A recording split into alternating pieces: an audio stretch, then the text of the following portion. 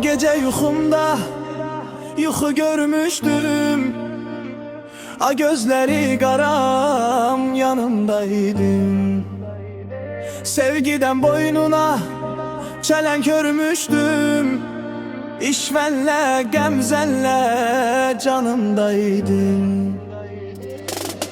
Köyle evimizde beraberdik. Sen teze gelindi, men teze beydim. Yüz yüze göz göze seraserdi. Eşk dersi öğrenen bir telebeydim. Çiçeği açmıştı arzularının etrinden bir huştu yüreklerimiz. Bağbanına hasret kalan barının tadına belendi ümitlerimiz. Bu yuxu ne güzel yuxuydu Allah. Bilmedim bu görüş kefilden oldu. Oyandım gördüğüm yokuydu Allah. Gece geçti gitti gafildan oldu. Bu yuxu ne güzel yuxuydu Allah. Bilmedim bu görüş kefilden oldu. Oyandım gördüğüm yokuydu Allah. Gece geçti gitti gafildan oldu. Secdeye gelmişti sanki pirindi. Çırağı yandırdın, ocağı çattın. Bu geceki yuxum elə şirindi. Bu gece sen benim yuxumda yattın. Bu yuxu ne güzel yuxuydu Allah. Bilmedim bu görüş kefilden oldu. Oyandım gördüğüm yokuydu Allah. Gece geçti gitti gafildan oldu.